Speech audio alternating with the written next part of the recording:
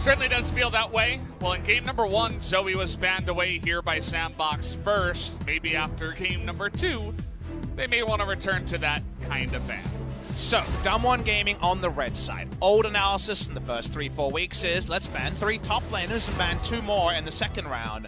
New analysis is, there's other threats on this DAMWON side, so I just want to see SANDBOX fall into the pitfalls they did. Right now, they're saying, we would love to first pick Zoe. With the first ban, LeBlanc, even though the matchup is something that looks good for Zoe, does feel like Zoe first pick is what they're loading up for on the blue side. I thought Ghost, if during the replay, we had the MVP replay, you notice he actually picks the wrong time to use his Seraph shield. He actually gets no value out of the shield because the ticking damage from the Vladimir Hemoplague outlasts the shield duration. So I feel like that necessarily could be a first pick for SANDBOX, but won't find that big a prize. They're going to ban Zoe, interestingly, in the first round here, trying to remove influential champions from Showmaker to pop off on.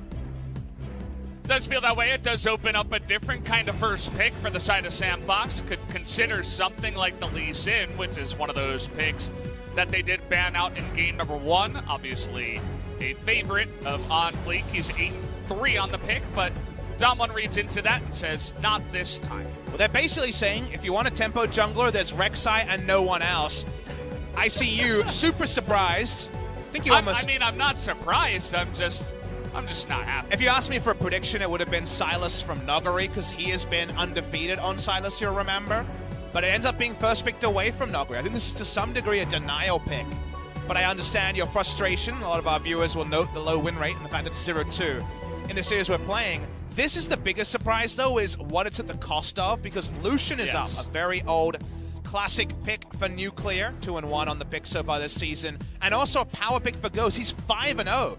I've got my, and of course, viewers of just today won't know this, but I like to underline and star important picks among the teams. I've got a underline and a star over the Lucian for Ghost. It's a really big pick for him. So I guess they want to Draven the Lucian, otherwise I'm not a big fan of this one.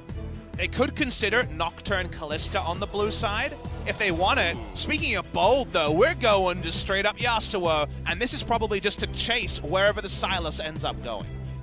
Does feel that way, as it does get picked up, as Ghost says no. How about we return to Ashe?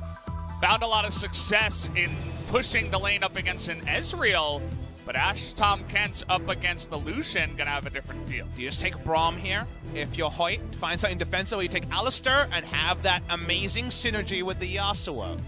Feels like first round support would be pretty common here. So I think Braum or Alistar are your choices. Hoyt is a great Alistar, but the Braum makes a lot of sense, right? With the Ashe Arrow is the only true engage. You see Sylas and you're like, okay, he can't engage. Tom Kent doesn't engage normally, so it makes sense to go Braum and try to cut down the truest engage source on the side of SANDBOX, but I'm sure the Yasuo player will be a little bit frustrated by this. And Yasuo chasing into Sylas, very possible matchup here. Yasuo feels like as a kit, he can really punish the Sylas and can go for an Executioner's Calling pretty cleanly, but no guarantees. We know Showmaker and Nuggery can both play this pick. The bans start on the red side, and we do notice a Nocturne ban. We were wondering if it would be something like Nocturne Kalista or Nocturne Draven from SANDBOX. They give up their Nocturne rights by not picking it in the first round, and we'll just see if Rek'Sai ends up being the choice. Remember, it's only a single target knock-up these days, but it is a knock-up synergy with the Yasuo. Yeah, that's what I was going to say. I mean, very curious about this jungle pick here for DWG Gaming specifically. Already 2 banned, and then 2 more. Gragas, the obvious one, alongside of that Yasuo that you could have picked up. But definitely some other picks like Zac, a Sejuani, some of these more tankier junglers that also have knockups in their kit. I think if Punch goes on to Zac, though, and you're on Fleek, you just say, maybe it's Camille time. It's aggressive pick time. It's something different is the approach. They're going to say, go Rek'Sai, we don't care. And that's the only way to look at this, because of the fact that that is what Punch has been defaulting to. But Sejuani is more of a teamfight tank. They're saying this game's going to come a bit later and the teamfighting tanks will be online and we can wait out a Rek'Sai. Is basically what SANDBOX saying. Maybe OnFlake will be on Zac duty this game. But we'll see if anyone has a rush of blood and goes for a blind Zac. The Rek'Sai is the obvious choice. Ooh. The Jarvan is one we overlook, a pick that's been kind of overlooked by a lot of teams in Korea, but of course has great synergy with the Yasuo. Definitely one that feels a little bit higher in the mechanics column. You got to land that EQ in order to get that knock up.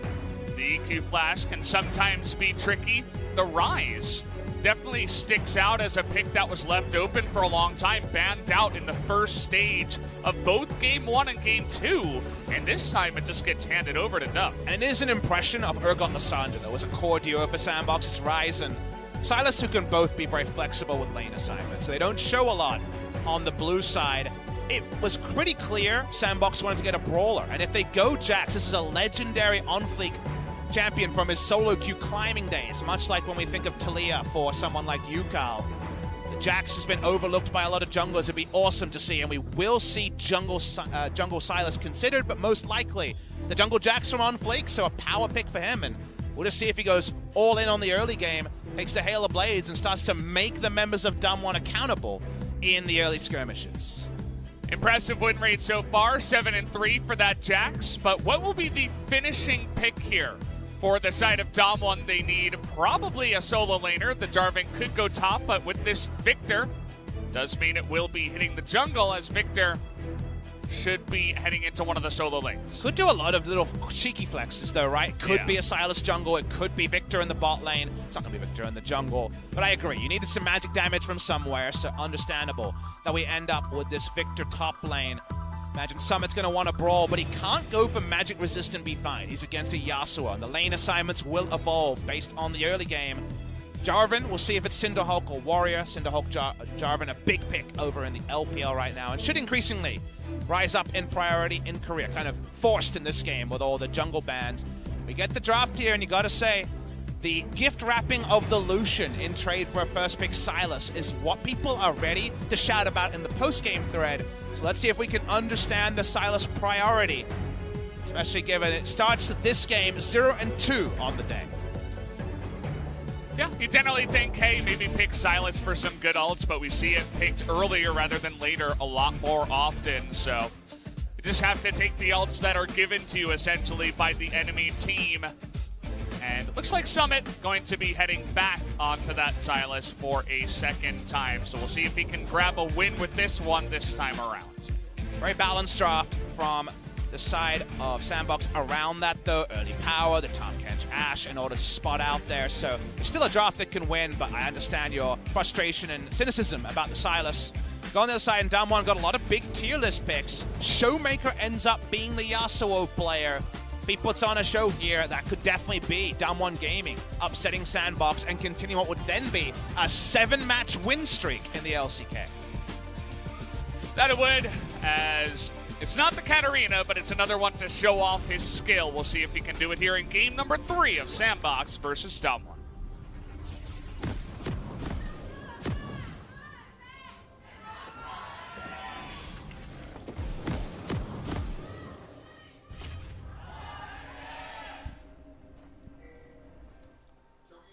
Head on to the Rift now for game number 3. We mentioned how Showmaker, definitely one of these guys in the new mid-meta, loves to pop off. He put on a fantastic Zoe performance in game number 2, and he's going to try to carry his team once again with a very early pick. Second picked here, Yasuo in game 3. It's a very early sign.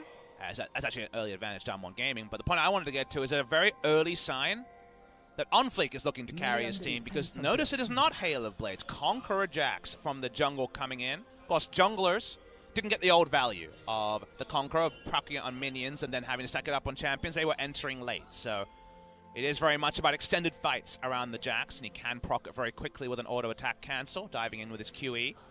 Looking at the win rates here again. On-fleek, a very notable Jax player. And that's going to be the most interesting thing to me, because Jax jungle has threat that only Jarvan can really emulate, right? When it comes to level 2, level 3, he can ward jump with his Q and have an AoE stun from it as early as level 2. So he can find very creative ways to path that Jarvan and Rek'Sai and the other champions we've seen recently can emulate, but I think Jax, just the theoretical maximum is really high, so I'm very excited to see his pathing. So far, he started on red buff, and he's really feeling like he wants that early Raptor. So that early Rift Scum. Yeah. We're taking a look at the bottom lane here. We saw the Ashe in response to the Lucian.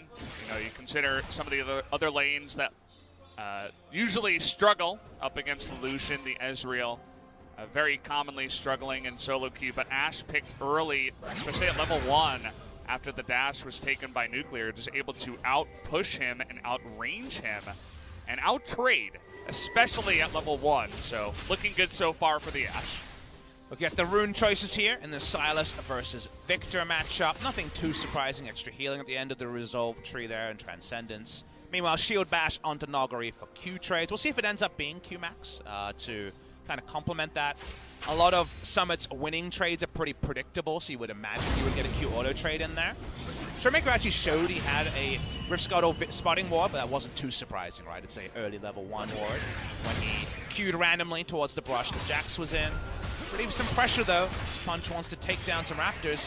However, not the best at taking down Raptors without the talisman, so we'll take some damage from the Raptors.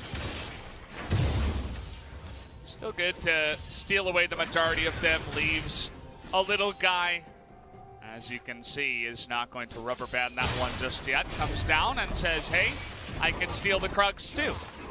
The Jax is still in the top side of the map. Bit of a trade of positions of power. Hopefully not revealed just yet, but definitely confirms. And that's a visual bug. By the way, he's still in the brush. And, well, maybe it wasn't a visual bug. Maybe he disappeared. Drops through the map. Yeah. I mean, stranger things have happened on Summoner's Rift. What's your favorite bug during your time of watching and playing League of Legends? I was a huge fan of Cho'Gath knocking people out of the Rift with his Q. You remember when the knock-up would sometimes just extra stun them as they just popped through to the air? I like the skating Shelly.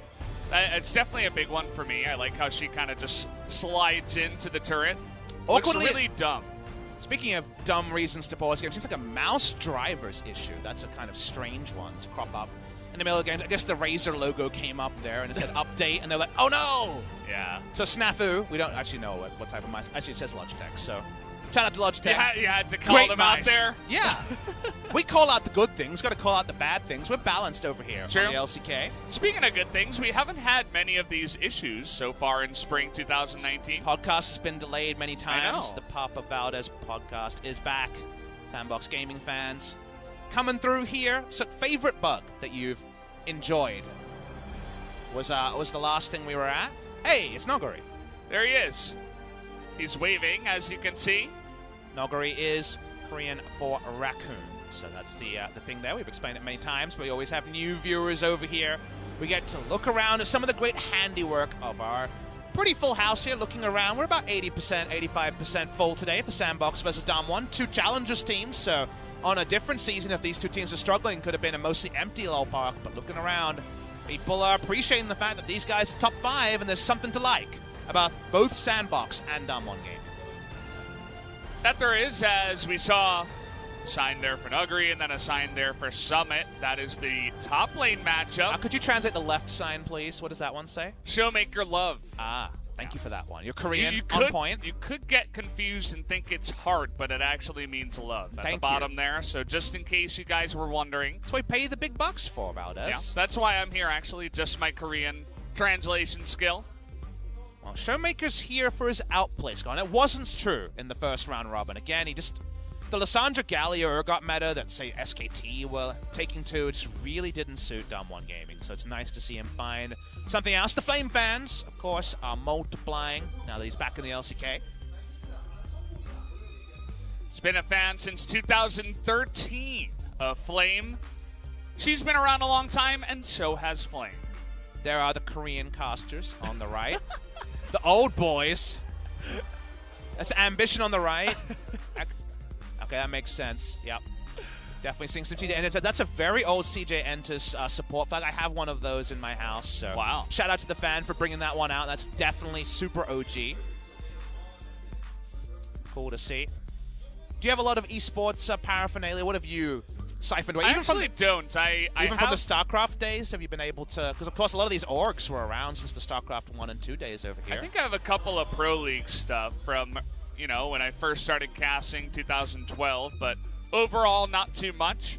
That says Spain in Korean, actually. Nice. Right underneath the Spanish flag. Global fan. in the audience there, SANDBOX fans. Are cool to see global fans, not just going with the legacy players. Can you translate the Spanish there on the bottom left there, Papa Smith? No, if it was that's your job. If it was French, I would have had a chance. But I mean, they're close enough, right? Yeah, they're basically the same, right? DAMWON Gaming fans here. A lot of fan signs around. People feeling good as we're getting the pause. We'll get an update to you guys as soon as we understand it. I don't think it was visual bug related. Again, we think it's a mouse driver issue. Yeah. Looking for that 7th win in a row. CJ is actually an important thing to discuss today because our second series of the day is Jin Air Green Wings. Jin Air on a 17-game losing streak is actually equal the longest of all time. That was CJ Entus in summer of 2016. If you're just a newer viewer of the LCK, you joined in 2017 or 2018. By the way, Monty Dole with the best. But more importantly, what you should know about is that CJ's roster, if you look at it now with your hindsight goggles on, it's unbelievable that that team was 0-17 because that team, if you remember, was Untara top lane. And then you say, but Papa Smithy, I don't know about Untara. Okay, let me keep going.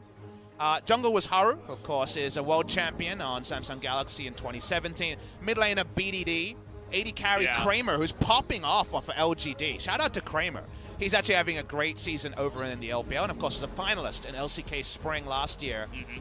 And the support was Madlife, you know, one of the greatest support of all time. So it's insane that that lineup was 0-17, but maybe we'll be saying the same thing about Jin Air's players in 2021 if they find success on future teams. But right now, Jin Air looking to create a new record. They've already emulated that CJ 2016 summer team. Who's to say how far Jin Air can go? Because if we believe in one thing about Jin Air, it's setting the wrong type of records this season. Yeah, it's, you know, always unfortunate to talk about, but we will have to talk about that in our second series of the night. But before we do get there, we have a gank that could happen if Nuguri does get a little bit too far forward in this lane. On Fleek waiting for it. Here he comes. Summit is going to land that knock When up. do you flash this Nuguri? Let's watch. Okay, stun comes in.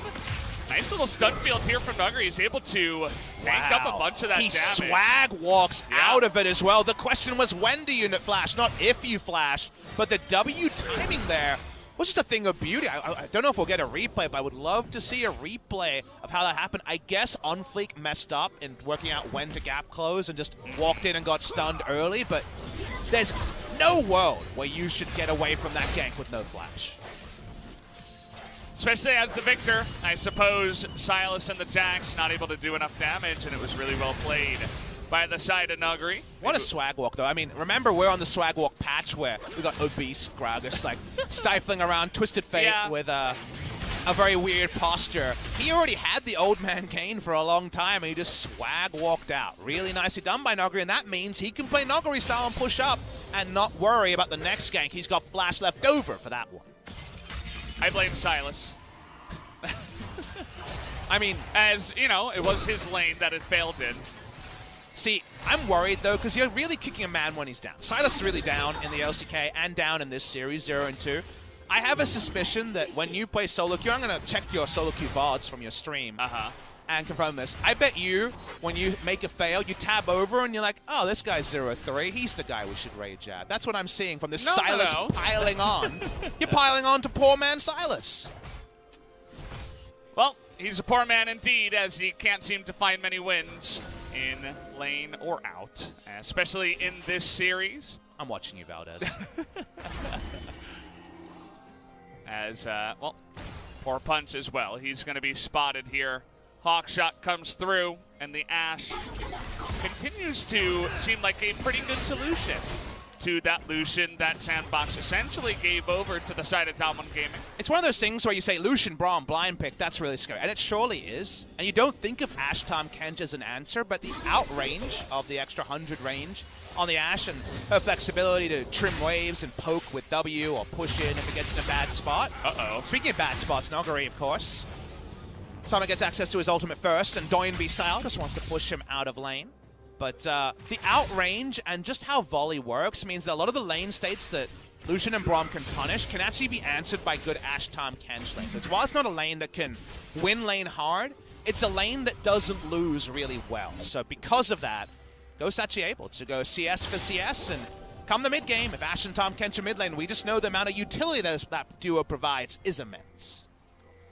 Tons of utility and setup from the bottom lane could definitely unlock some of their more carry-oriented picks in the top lane. As Nuggery just trying to push this one away. With his own Chaos Storm, will be able to get a very nice back because he pushed it so fast without that teleport. Very much needed that level 6. Level 6 buy here is just going to be a lost chapter, so no indexing into the good old X-Core here. Seems to be about much more frequent trading. I want to get confirmation of whether it's Q or Emax. I would assume Q, given the item build, but not 100% clear on that.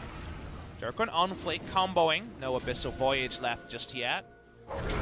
Into the Conqueror Jax will go for what we always see in competitive, but never see solo Q, the Cinder Hulk, and not in fact going for the Devourer Jax for I Die Instant.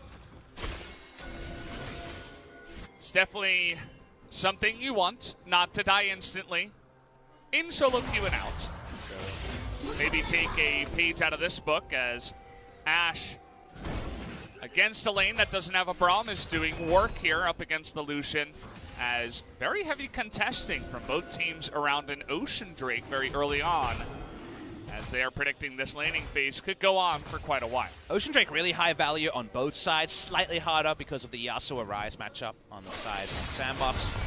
The Flag and Drag here, Punch notes he's a level ahead right now. I imagine Jax must be very close on experience to level 6 himself.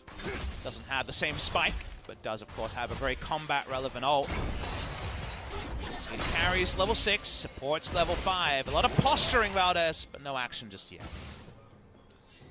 Sometimes the little trades can make all the difference, though, as with the Jarvan able to get a nice little trade on fleek, they clear out all that vision.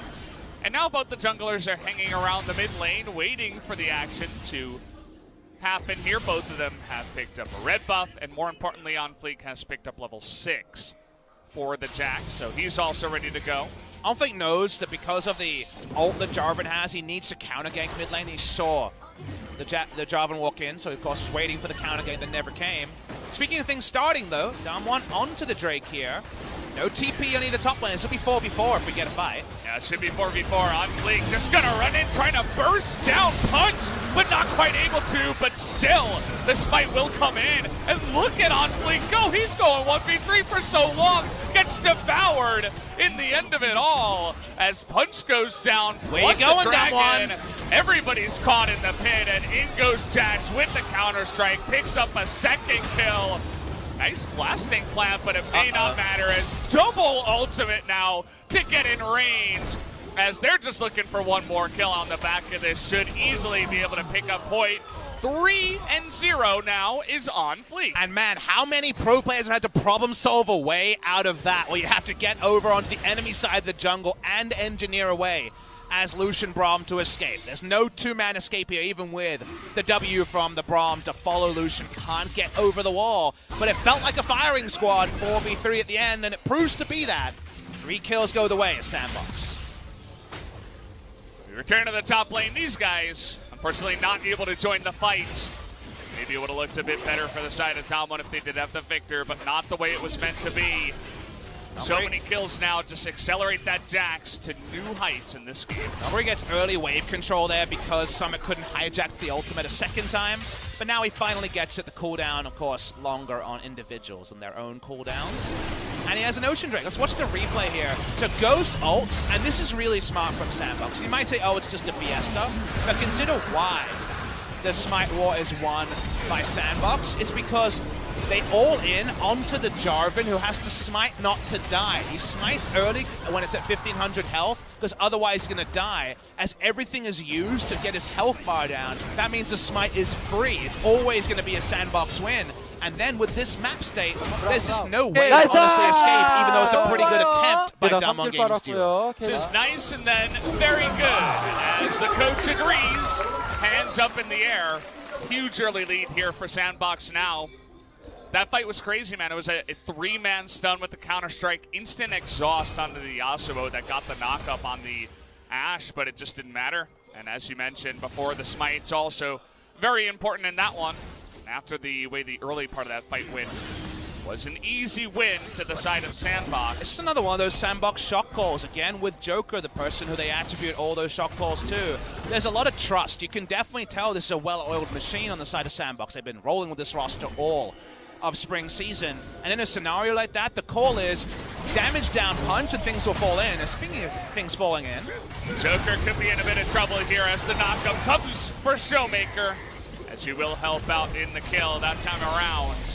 Just not going to go the way of SANDBOX. DAMWON, nice capitalization, but all the while, Punch not in position to deny a Rift Herald that goes the way of Mon. And they've already lost to Drake on this side. They may outnumber, but SANDBOX don't care that you killed a no summoner spell Tahm Kench while they got Rift Herald on the other side of the map. They care more about a turret dive or further hurt. Punch is at least posturing, put in some threat, but this still ends up being an overall advantage trade for SANDBOX. They take the Rift Herald at the same time, and there's no responding Drake because they just took that as well. Got Infernal in a minute and a half as well. Could definitely see a world where you lay down the Rift Herald right before the plates go down. You create pressure on the map, force DAMWON to respond, and then immediately turn onto that tree. It feels like a cost curse, right? Because we're crediting SANDBOX for this superior shot calling and map play. They take 3 members' time to slowly kill a no-escape Tahm Kench while OnFleek gets Rift Herald. And then they even get better back timing and get some turret plates on the bot side. So they actually end up gold positive if that Rift Herald is used in the next minute or so from the trade. And even if not, they probably get map state positive regardless. So still a great moment. And speaking of map state positive, well, they're not hiding anything here as it's 4-on-2 in the bottom side. Nuclear just gonna disappear, and so will Hoyt. The double kill goes the way of the Rise, and SANDBOX continue their lead. The last rites could have been signaled early there for Nuclear and Hoyt. Their death was inevitable. The Rift Herald, let's see if it's even used for a charge here. It probably won't be right. They just take it down, and maybe they'll use it for map position and get a 3-0 turret lead like they were able to in an earlier series today. Ghost is going to get the solo gold on the end here. Happy times, 610 gold. Still plenty because the turret plates are still up at 13 minutes 50. That means that Ash is 1,500 gold ahead of Lucian. Ash and Tahm Kench looking pretty damn big here, Valdez. Yeah, I mean, feels good, right? He's 0-0-5 right now as well. As OnFleek never found a time to use that Rift Herald, and now we do have this Infernal Drake and DAMWON. They're gonna either live here or die here. It's one last shot for them. As let's see how SANDBOX want to approach this. There's actually a deep teleport coming in. They're trying to make a decision here, DAMWON. Big stun on Illusion too. Not able to be stolen this time, but Punch, not all that tanky. It's gonna nearly go down. Big knockup from the side of Summit too. Stealing Braum's ultimate. Now they want to get into the backside. Nice knockup here by Showmaker. In comes the culling alongside with Chaos Storm, doing a ton of poke damage, but it's not enough. As Dove able to flash forward, in goes Joker too. And it looks like this might be some quick deaths here on the side of DAMWON, but they're looking to turn it around. They dodge the tornado. In goes Summit from behind. Goes a little bit out of position, but the double stun does go the way of OnFleek. Should be the ace, and there it is.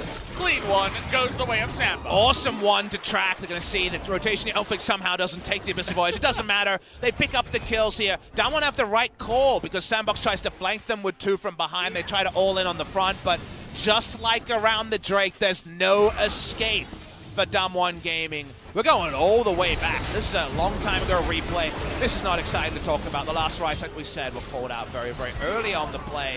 But it's from here that they're able to just get everything. Here is the ending part. Jax actually uses his flash to get into contest range. It's kind of weird by OnFleek.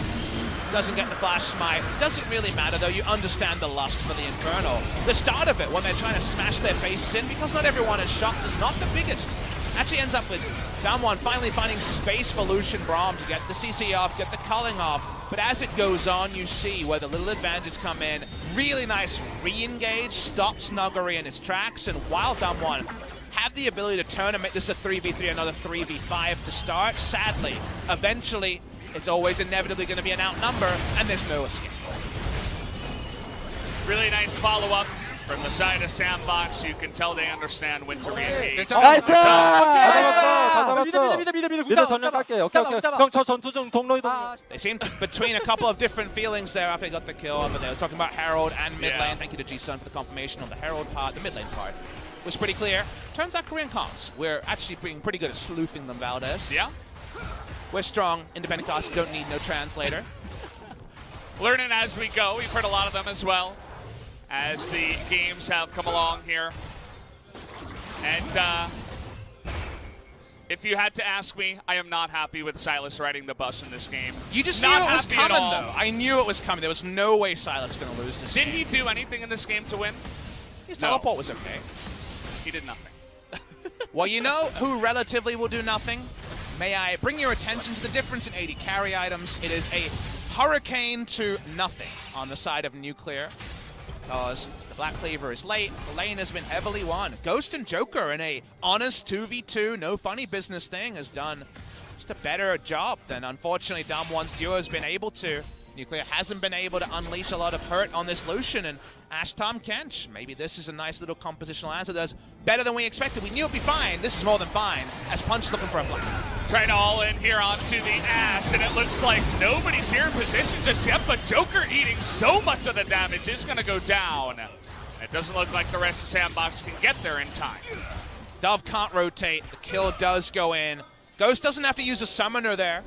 The stacks on the Braum passive falling off as he fell out of the belly actually meant that he was basically safe to kite upwards. They're finding another kill, but once again, the only pause is just a kill on Tom Kenshin. Apart from the Infernal Claim, it's the only thing DAMWON Gaming have found in this series. Lots of scary score lines for the side of SANDBOX. 5-0-1, 3-0-7, and 2-0-6 as 3 carries straight in a row, feeling pretty good about their lives right now. And then you try to be glass half full for DAMWON. So there's 2,700 gold in bounties right now. Ooh. But now Nogari is flashed. Now you wonder, how do they set up that fight that they win? It's a 5-0 Cinderhulk Triforce Jax. Are you kidding me? He's a Triforce ahead of his opponent. Yeah. It's a lot of gold, guys. I think it's the most expensive item in the game. Not anymore, but it's up there. One of the biggest ones. But, yeah, this Jax is so stacked right now. And it's another, a lot of times, slowly killing Joker. The jungle item lead here is the biggest jungle item lead I've seen in a long time. And gonna say this Jax is definitely gonna be put on the damage numbers you can feel good about. 800 gold bounty from the jungle, not often something you see, but well earned by On Fleek on his famous Jax. He's not scared anymore. Sometimes early on in a Jax's build in life, you need to take it easy in terms of engaging and using that leap strike. But now he's just using it on the first person he sees, as he's miles ahead in this one. Already about 8,000 gold ahead is SANDBOX, and we haven't even hit 20 minutes in this game, Papa. You just feel like Jax does Jarvan's job better than Jarvan, and he's got damage as well. He can be a frontliner for longer, and he kills you, and that's very scary. And the thing that Jax jungle has always uniquely brought to the game is when you get to late game, Jax is actually very viable in a 1-3-1, right? The champion is known as the champ. He's known as the ability to just duel out anyone, whether it's a top laner or a jungler, so you just smite the Baron, control the Elder, or have that off the Rift, and then you can be a split pusher, and you can just run at the enemy 80 carry, and I don't think an underfed second item Black Cleaver Lucian's going to do anything to the champ. So the champ is looking like he's going to live up to his praise in this game, and like you say, Silas might be riding the bus, but he certainly looks like he's going to be winning game number 2. Whoa, that particle, follow it! Observers, please! Come on!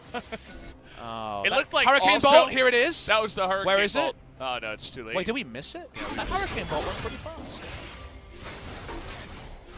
That's its job, to connect with the target. I don't think we've ever followed a Hurricane Bolt before. Auto attacks, yeah, yes. That was probably the first time in League history. And we missed it. So much for those KR observers, huh? Yep. Apparently. Now, SANDBOX are on a ward, and we wondered how the outnumbering will happen. Tom Kench and Ash have a lot of utility, so that one, I see you throwing up your arms. You know, champions that are good from ahead, Ash and Tom Kench. Champions that, you know, they win when they're ahead, and Silas. Hey. I gotta say, you've got to stop dogging Silas. He's a nice guy. No, well, he was a prisoner, right? He's freed from his chains. He's still got them to his hand. He's got a great sense of humor. I think we should invite Silas to the Cool Kids Club, and you just keep excluding him. I can't plan these social gatherings. A long time. I keep planning them, and you keep telling me, but no Silas, and I'm like, I can't uninvite him. It's definitely one of those things where we're both in the group chat. Yeah. I'm just like, well, no, I'm not going to go with he's going. You're sending me the DMs being like, does Silas have to be there? And yes, like Silas is cool. Do we have to bring Silas every time? Yes. You need to update your rankings. Silas is here to stay. I know you liked it when Silas wasn't there. It could just be your homeboys. Silas is there now, and that's the new world you live in. Well, he's also another one of these guys where it's like, Victor against Jace, maybe you can get some good action going. Victor against Aurelia, Camille, some of these other carries in the top lane. Silas just builds tanky, half tanky, and sits there and clears waves and says, okay, not much action going to be happening in the top lane. Right now, it seems like all the action is when SANDBOX damn pleases. They have control ward lead around the Baron. They can two-man Baron pretty easily, and they're pretty flexible with who those two men are. As long as Jax is there, he can do a lot of the heavy lifting himself. Already a lot of CDR on the way to counter-striking away. So because of that, and the fact that they have a Roman utility advantage with Tahm, Kench, and Ashe, it just feels like it's when they damn please that the next move is made. Perhaps an item completion like Infinity Edge or GA from Ghost will be the herald on that. It's going to be the GA, another one of those mid-game closer items. It's been Ghost's way to go on this pick so far today. Silas has some pretty decent shoving ability into the Victor, and certainly won't be solo kill. It's not enough gold in Nogari's build just yet. He actually halted his lost out to completion to get the Hex Core for a bit of utility. And now it's all about throwing flags. We had Sad Gragas bowling for a jungler behind on the red side. Now it's going to have to be Flag Day Jarvan, just throwing down the flag. That's all he's got. He's like the sad school manager that his only job is to raise the flag and then just like... In America, isn't there a flag squad and a cheerleader squad? A flag squad? Yeah, that's like... I'm pretty sure that's a thing. I had to learn about it. It's a very American thing. Well, not where I'm from. Not in New York. There's cheerleaders and something else, right? Maybe in some other states. Okay, maybe. Not going to name any names. But... Give me a hint. Can I buy a clue? Yeah, sure. You want like a I need letter? some lifelines over here. Definitely a couple of states that start with T that definitely are on that bus. As again, not naming any names. Do you know how many states do you know? I know a state that starts with T, Tasmania. So. Well, yeah. Okay. That's all I got. I'm Australian, by the way. The state of tarnation. Well, I the mean, one you hear a lot from that's down where there. DAMWON are in right now, but at least it hasn't been smacked in their face just yet. We've been able to joke because the map state hasn't been closed. The game hasn't been closed, even if it feels like a game closing gold lead. Doesn't matter how much you have in theory until you whack him in the face. Remember the wallet. Speaking of whacking him in the face, this is pretty bold. Link just doesn't care anymore, and he might be paying for it as he goes 1v5. Joker trying to save him, gives his life away, and now they might even give the Baron away. Well, the theoretical advantage being thrown. Okay, now we're going 3v5, and we're forcing it here as SANDBOX, and it nearly works out as they almost kill Nuggery. He has to flash away, but it looks like all the flashes on the side of SANDBOX also traded in that effect, but with just that one trade, they may have discouraged the Baron, but it's not going to matter because TP comes in here from Nuggery. SANDBOX are still 3v5. Nuggery now is full health. That's why you got to pull the trigger. Watch how this one goes. Baron at 5,000. Okay, Cullen comes in. A lot of that stopped by the Brawl, but now on the backside of the pit, taking a lot of damage. And oh man, Summit and Dub going ham in the backside, but the Baron still will go to the side of DAMWON Gaming, just barely, as on Fleet not there, no chance at a Baron steal. But it's actually a really big contest, Valdez, because they get both side laners. The 1-3-1 can't happen now. TP down on Noggery. Noggery and Showmaker dying and not getting the buff. Means that DAMWON can only play one lane, which does remove a lot of the power of the Baron, or have some really weird lane assignments. We already said we'd like Jackson a side lane, Dove and Summit are strong as well. And they find an exit kill here. Doesn't look like it. Unfleek says he still doesn't care. That time he had a Tahm Kench, and it wasn't 1v5. Ghost gonna solo the Drake. Rise pushing the top side for quite a while. SANDBOX not too unhappy. Let's see how far DAMWON can make this Baron stretch in terms of coming back in this game. It's an analysis point that might be lost on some people. How can SANDBOX feel happy? They lost the Baron. But consider this started with a huge unforced error. That's right there at the tennis column for unforced errors. Jax overrates how strong he is, but more importantly, isn't on the same page as the rest of his team. And that hasn't been a problem for SANDBOX. Joker tries to address the spill, but it's a toxic oil spill. It can't actually address it, can't pick anything up. So then it's 3v5. You will lose the Baron. There is no smite here to contest it, but to take down the solo laners is kind of god tier for SANDBOX. There's so many different other ways the Baron contest goes down. Well, they take a 1-for-0 trade and lose the Baron, or it's 2-for-1, and Showmaker or Nogari live. In this case, both of them dying means that DAMWON are only playing one lane with their Baron. That's not what makes Baron shine. That means that SANDBOX should be able to survive, and it shouldn't be a game-closing Baron buff power play. Yep, all they can do is sit here in the mid lane when they're still down on gold and try to make the most of the Baron buff that they do not have on their best men. And now they're just going to sit here as 5. You can see Dove just goes up to the top side. And Summit takes another delaying ultimate, just throws it out there. They want to buy as much time, see how many objectives they actually lose during this Baron. Remember, they're actually threatening the map as it's played. They're trading turrets against Baron. Hey, trying to force a fight here, though, is the side of DAMWON. Joker is going to bite the dust on Fleek with a nice stun here, but they get the knock-up on the Silas. And oh man, DAMWON, the push is coming in as they get 2 huge picks. But now Showmaker takes a bunch of damage. Flash in from on Fleek. He wants to go in and lead his team to the charge. And can he do it? He gets the first couple of kills, and Ghost is man-moding as well. They're gonna get another stun onto Nogari. A double kill to the Rise, and SANDBOX are here to play. It's only Hoyt left as he's on the run and should be going down in this fight. Oh man, what a play. That is the Jax of your nightmares. On Fleek can't do it the first time, but he baited them into a place of safety. 3v5, they all in and kill all 5. And SANDBOX Gaming, they get over the line, but man, it's been touch and go in the last few minutes. That's just the kind of thing you see, and you can understand that On Fleek has such a high level of understanding about this champion, knows exactly when to go in and engage and lead his team into the charge and tank for the Ashe and fight front to back, even down on members. The understanding of the team, or rather the champion, and their position in the game is so high from the side of SANDBOX, and they're going to turn that into 2 inhibitors after that play. And the thing you must remember about this play, because everyone has their war story of Jax winning a lane he shouldn't and split pushing and killing your whole team, right? Remember when this play goes on, it's a jungle Jax. And we know the jungle has been nerfed many times over. We see the start of the play, trying to threaten 4v5, but the Yasuo win war into all in here, kills Silas, and you think they're boned. On Fleek, the teleport comes in. It might have even not come in if they'd rushed down the turret, but they can't. But On Fleek re-engages as Jungle Jax for a 3-man counter-strike, and all the gold on a jungler is often the reason why you at least got all the gold. Your Lee Sin got all the gold. Your carries are behind. He's a jungle carry, is Jungle Jax, and the fact that he can do this in the jungle in a pro game is something we so rarely see. And that's why it's a treat to watch him roll in there, and Rise and Jax, tanky boys that do a lot of damage, roll through the members of DAMWON Gaming.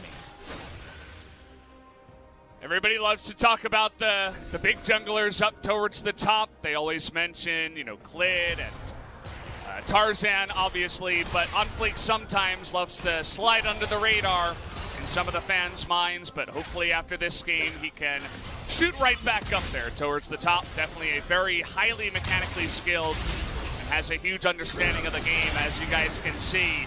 Summit gonna throw out that Chaos Storm and nearly die, not for the Tom Kent, who's there in position. Actually pretty clean by Nuclear. They got a big chunk onto Summit, but not going to be the biggest thing. Double Ocean going to be helpful. You can see the health bars starting to roll up. It was Azrise in the mid lanes, trying to make them punished, but trying to play 2 lanes.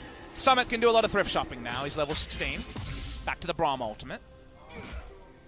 On Fleek, and we talked about that lane assignment with a jungler like Jax. You can play 3 lanes with your smite user, so On Fleek pushes top. In the mid lane, they just want to catch Braum.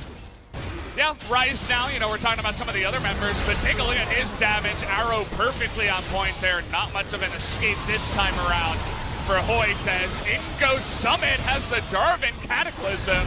Says hello to the face of DAMWON Gaming. In goes On Fleek into the back. He's got a Guardian Angel now. As Summit also trying to lead the charge is going to go down here. But Dove will be there on cleanup duty as SANDBOX trying to push in for the win. SANDBOX going to close the game here. Nothing Nuclear can do. Punch comes in. One-way trip to the Death Chamber. And SANDBOX Gaming will stop DAMWON's win streak at 6. Very impressive game here. SANDBOX from ahead, finally able to close it out here. GG in about 33 minutes, I suppose.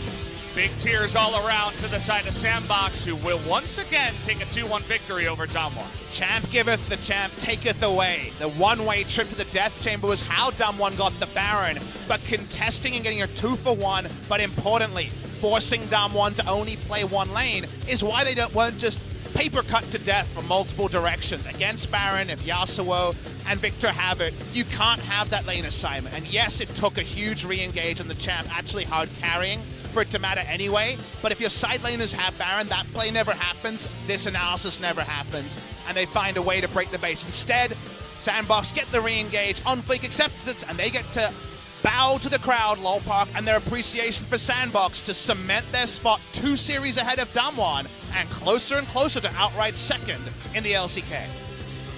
Really trying to make a case to bring back some of the fans and the non-believers after their slow tapering off here in the middle of spring 2019, but they fight back here in a super impressive game. On Fleek reminds you, hey, I don't just play Lee Sin, I don't just play Rek'Sai, Camille, Olaf, I can also play Jax as he widens his pool.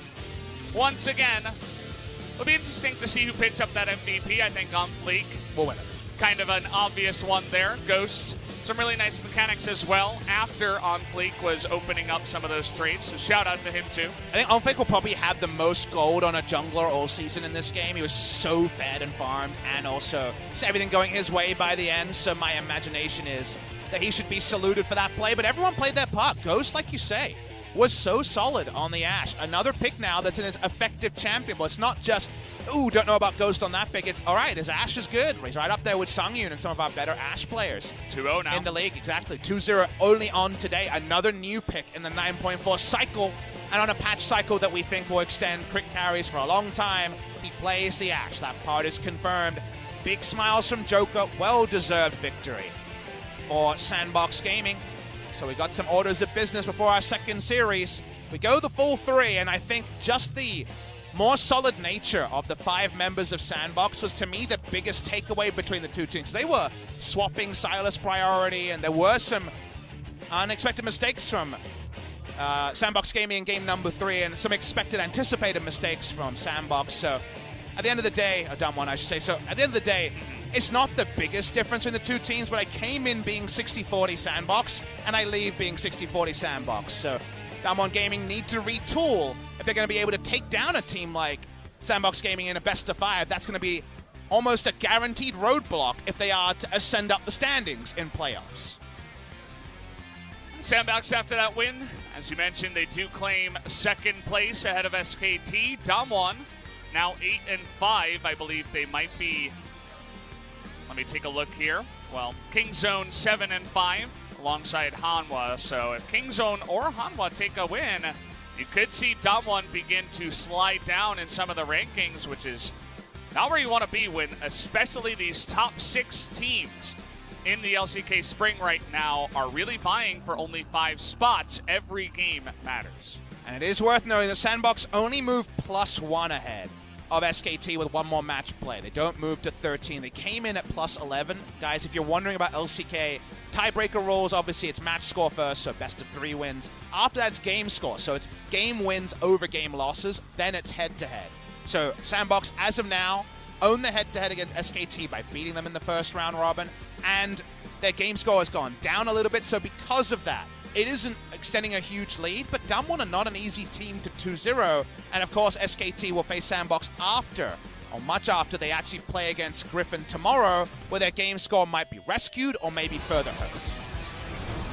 Take a look at some of the highlights here of game number 1. This was the second Baron, the Infernal. That's a nice little flank from Summit, gets this one started. was pretty competitive in this series. This was where SANDBOX were slight leaders towards the mid-game before the big over-engage from the champ, where he overrated his power and just went in too early. This is where they were able to surround and eventually take down most of the members of DAMWON. A spirited escape from Nuclear does get him clear of the clutches of many, many people, I believe, in this fight, but this might have actually been one of the wipes. It was so extended, right? There were so many fights where it felt like there was a surround, and no, Nuclear went down. This would, of course, been after the earlier contest around the Drake. But a lot of fights here. This is where OnFleek threw one back, goes in. He actually doesn't have Counter-Strike at the start. He's trying to hold on to it and just gets 4-hit passive by Braum and goes down. So that was a mistake by the man who ended up being the carry. But here where they specifically got both side laners, it got some breathing room, and then the champ did the rest in a 3v5.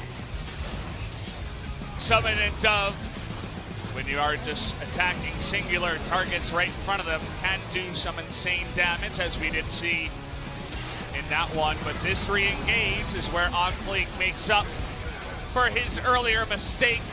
Says, hey, Showmaker Nuclear got a little bit too far forward here. Let us try to go back in. And that he does, with the big stun comes in, creates so much space for the two carries of Dove and Ghost to do all that damage as he hides back in his stopwatch.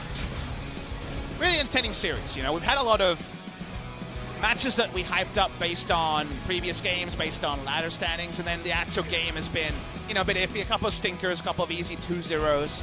A lot of teams that we hyped against SKT have rolled over. Griffin have beaten all their opposition. It's good to see some competition, because I leave this series being like, wow, there could be a great best of 5 between these teams, because, okay, DAMWON lose here. Let's bring back Flame. Let's see how that goes, right? DAMWON have the bench to make best of 5s interesting. So maybe we will be treated to one of those at some point in the 2019 season. Right now we're treated to OnFleek and the tanky DPS members of SANDBOX closing out game number 3. Probably an interesting interview with Mina Kim after we get the big numbers on the screen. And the Jax did about, I mean, it was more than double over the Jarvan, of course. And you can see Victor did have a big damage number, but unfortunately that wasn't able to carry them to a victory or do much of anything. It was really just the Sylas and the Jax opening up some of those fights for the Ashe and the Rise to just rain down hell from right behind them. And when you're ahead, that certainly works out. And it also shows us Punch has to go in the extended bag after so many jungle bans by DAMWON. He power picks Jarvan. OnFleek's got his old faithful, the Jax, to fall back to and conquer a Jax. Trinity Force too early, and from there the game closed out. So really well played by OnFleek in a trying situation. The jungle champion pool was the Drakes. Yeah, there's tons of bans that came out. We saw Olaf, Lee Sin, and Nocturne, Gragas, Sejuani all taken away, but OnFleek goes down to the Jax, 8-1-5, will easily pick up the MVP of this game. Watch some of those highlights here. I wonder if we'll show the Jax low light in the highlight package, but we saw all these because they were the big moments of the game. We skip over the low light for the 3v5. To know and understand the damage ranges here is so important for Hurricane Ashe. The Rise doesn't do too much because he has to stasis and gets stunned up by the W. Jax is so immovable and has so much chase potential when you're hitting close to 40% CDR and level 18. Chase, chase, chase, jump onto wards, jump onto champions, whatever he can jump onto. He knew there were kills to fall. Definitely did his job very well, especially after that immaculate early game where he picked up 3 kills around that first Drake. So all kind of snowballed from there, and SANDBOX do end up our winners. Let's hear from them in the interview. I'll hand it over to Jisa. Very much, guys. This is today's interview translation, and we're going to be joined by Joker and OnFleek from SANDBOX Gaming. Joker, it's your first MVP interview. Good to have you here. How do you feel? I thought the time will come, but I didn't expect this will be today. Especially really happy that we pick up a 2-1 victory against DAMWON Gaming. Well, weren't you really sad that you missed so many MVPs? Kind of. But I feel happy, and that's what matters more when I win every match, so I wasn't really that sad. And on fleek, Game 3, your Jax was unstoppable. How do you feel right now? Today was a very significant day for us. I'm really happy that to take down the strong team DAMWON Gaming today. Game 1, I want to talk about the draft. It was a very early pick, Braum as a supporter. During the screams, I thought Braum is a very high-tier champion, so I thought it's kind of worth to pick it in the early phase of pick and bans. Was that your own idea? I wanted Braum, and all the teammates also wanted Braum, so that's why we played Braum today. And after you picked Braum, actually, DWG Gaming picked 2 Molo champions, so did you think that you won the draft? In terms of Game 1, I thought that we gained the momentum in about the mid games. And Game 2, there was a big team fight in the end. So I thought we were able to win the game, but we actually, DWG Gaming was able to turn the game around in Game 2, and we lost the game. And let's check out this replay over here.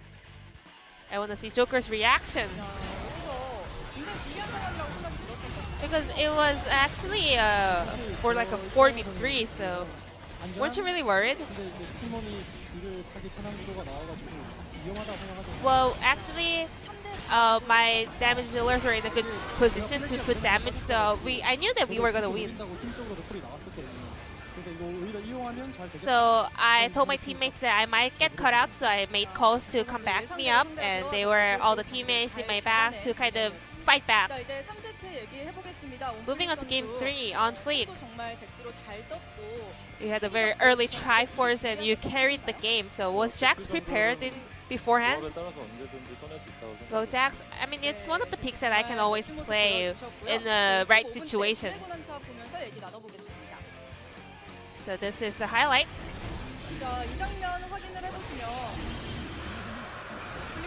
On fleek. There was a great flank over there. But I actually expected the team fight near the water drake, the ocean drake.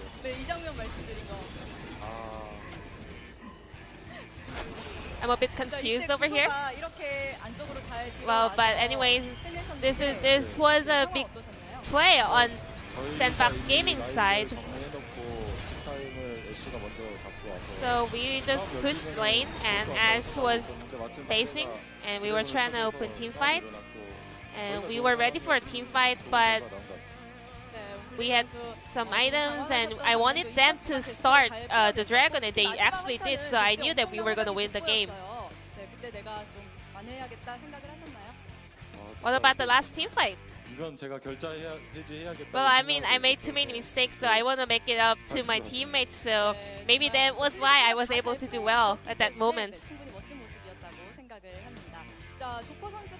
Joker,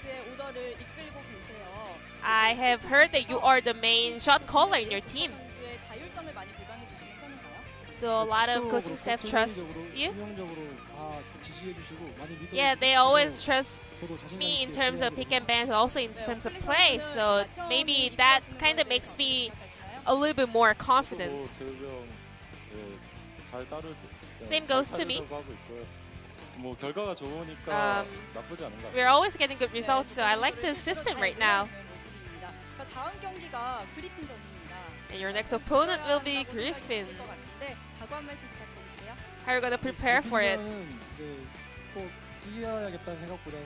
Well, I actually feel like I just want to show great games to the fans, because it's really the most strongest team in LCK, so I just want to see some entertaining and exciting game for the LCK fans. What about you, on fleek? Even though we might lose, I hope we can learn a lot. But I hope you guys can pick up that win in your pockets. And this will wrap up today's interview with Joker and on fleek from SANDBOX Gaming, and I'm gonna pass it back to our casters. Thank you.